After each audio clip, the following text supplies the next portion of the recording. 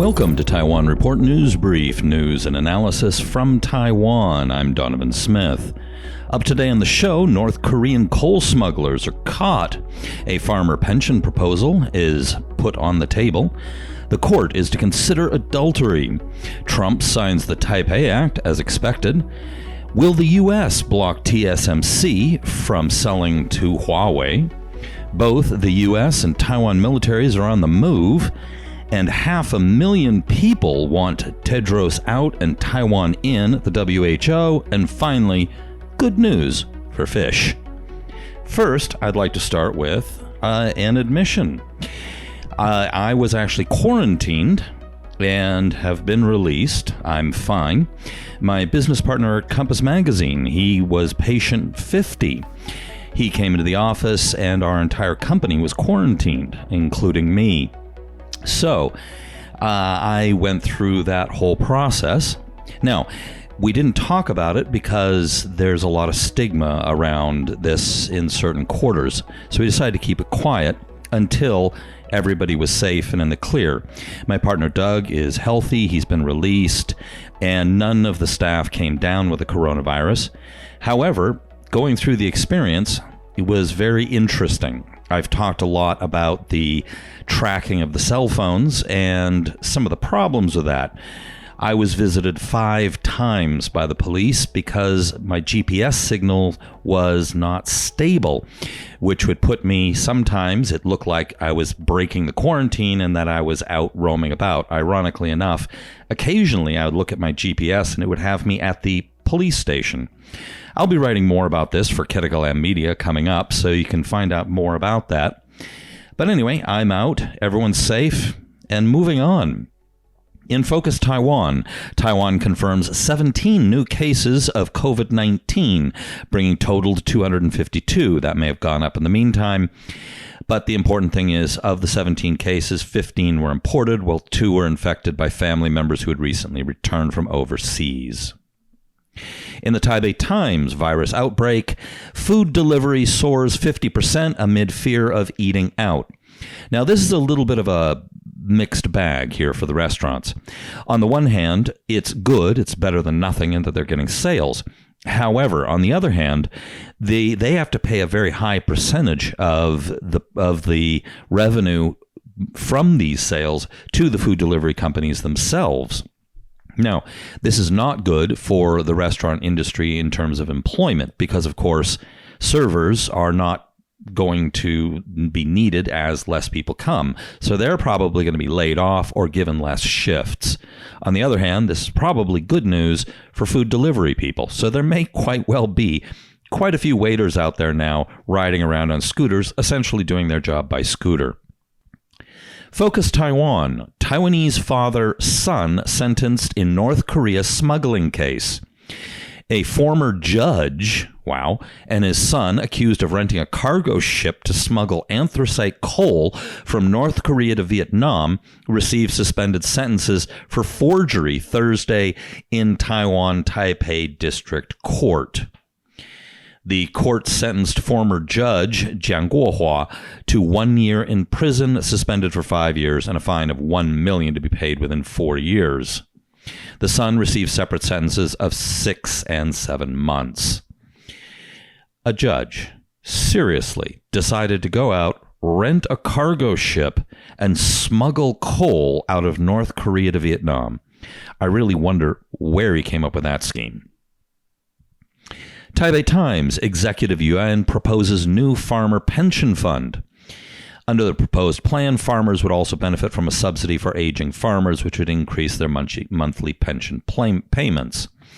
Now, part of the reason for this is that one of the many reasons that young people are not going into farming is, of course, pensions. Not to mention that it's a hard job, it's a dirty job, but it is, of course, very important to the country's food security. All right, this is an important story. This is in Focus Taiwan. Constitutional Court to hear debate on decriminalization of adultery.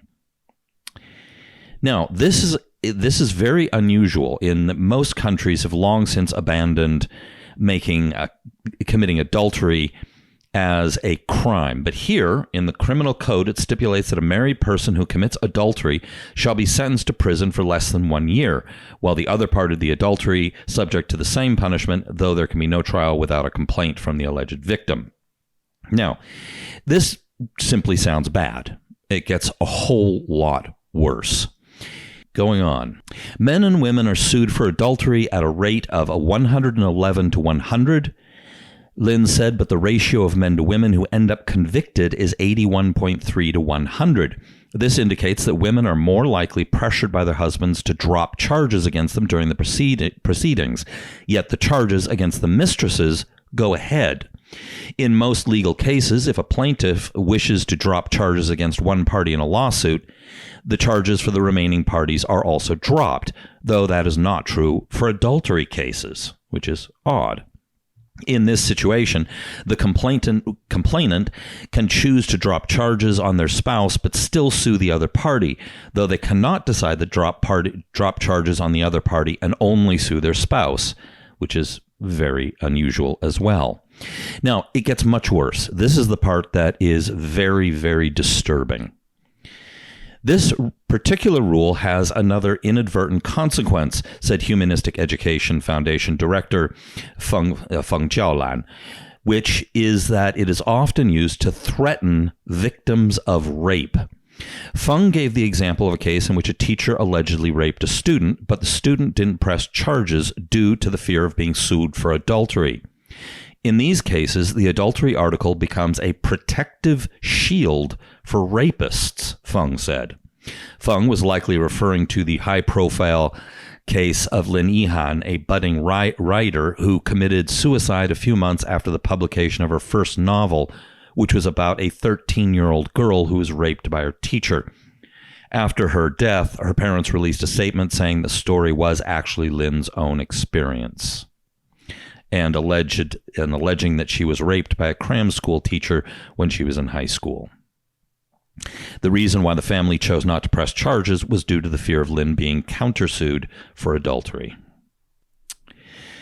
Donald Trump signs TAIPEI Act to support Taiwan's international relations. Now, this has been expected. This was signed unanimously by both the House of Representatives and the Senate. Now, the act, written by Senator Cory Gardner, Republican of Colorado, and Senator Chris Coons, Democrat of Delaware, says the U.S. should support Taiwan in strengthening its alliances around the world amid increased Chinese pressure and what Coons called, quote, bullying tactics by Beijing. Quote, the United States should use every tool to support Taiwan's standing on the international stage, Gardner said in a joint statement with Coons. Quote, this bipartisan legislation demands a whole-of-government approach to ramp up our support for Taiwan and will send a strong message to nations that there will be consequences for supporting Chinese actions that undermine Taiwan, end quote. Under the bill, the U.S. will consider reducing its economic, security, and diplomatic engagement with nations that take significant actions to undermine Taiwan. Now, this is IT Wire. The headline is, U.S. moves to block Taiwan firm from selling chips to Huawei, report. The Wall Street Journal reported on Thursday that the new rule would mean that an export license would be needed if companies wanted to sell to Huawei many semiconductors that are produced by chip manufacturing tools designed in the U.S. This would mean that the U.S. Commerce Department could limit the sale of chips made by Taiwan Semiconductor Manufacturing Company to Huawei for use in the Chinese company's high silicon chip designing unit. Reuters was first to report this last month. We've talked about this before, but that could be a pretty heavy hit for TSMC. In the Taipei Times, U.S. warships in Taiwan Strait anger China. Now, this says here, U.S. 7th Fleet spokesman Lieutenant Anthony Junko said the guided missile destroyer USS McCampbell conducted a routine Taiwan Strait transit on Wednesday, in line with international law. Quote, the ship's transit through the Taiwan Strait demonstrates that the U.S.'s commitment to a free and open Indo-Pacific, he said. The U.S. Navy will continue to fly, sail, and operate anywhere an international law allows. Now, moving on to the Chinese propaganda mouthpiece, Global Times. The headline is, U.S. sending destroyer through Taiwan Straits during pandemic, a reckless move, experts. By the way, it's the Taiwan Strait, not plural. You'd think they would know that. So here's what they have to say. This is, again, communist propaganda from China. Sending a warship through the Taiwan Straits at any time is seen as a provocation to Beijing, but doing it now when Washington faces greater challenge to contain the COVID-19 seems especially reckless, analysts said. Now, this echoes almost exactly the criticism that Taiwan has levied against the PRC and the PLA for conducting armed military exercises recently in the Taiwan Straits. The Taiwan Strait. Going on. Sending a warship through the Taiwan Straits at any time is seen as a provocation to Beijing, but doing it now when Washington faces greater challenge to contain the COVID-19 seems especially reckless, the analyst said. The U.S. has been continuously taking negative actions on the Taiwan question, including sending warships through the Taiwan Straits, which heavily interrupts China's internal affairs, sabotages peace and stability in the Taiwan Straits, poisons ties between the two countries and the two militaries, and releases wrong signals to Taiwan's secessionist forces, which are very dangerous, the Chinese Defense Ministry spokesman Ren Guoqiang at a regular press conference on Thursday. The People's Liberation Army has the firm will, full confidence, and enough capability to defeat any secessionist activities and safeguard national sovereignty and territorial integrity. Now, if only they understood that the body of water between Taiwan and China is the Taiwan Strait. Moving on to the Taiwan news. Tanks spotted in northeast Taiwan as tensions with China rise. Tanks seen in the streets of Yilan. So essentially, Taiwan battle tanks were spotted prowling the streets of Yilan, Taiwan on Wednesday as cross-strait tensions rise during the Wuhan coronavirus pandemic. On Wednesday, the third day of military exercises being held across Taiwan, 4 Army M60A3 tanks took part in a training exercise in Yilan County's Yuanshan Township. The rare sight of tanks rolling through an urban area drew many curious onlookers. Personally, many years ago, I nearly had a traffic accident with a tank that was mysteriously roaming around downtown Taichung. I have no idea why. And they move surprisingly fast, considering how big they are. All right, moving on to DefenseWorld.net. Taiwan military drills simulate interception of China's warplanes. Now, we talked about this a little bit the other day, so I just wanted to add one little bit here. Units from all branches of the military took part in the exercises, which started at 5:30 a.m. with the F-16 scramble to respond to a simulated attack by Chinese People's Liberation Army Air Force.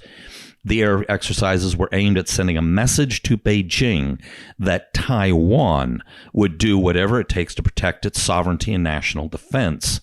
You notice the word of the use, Taiwan.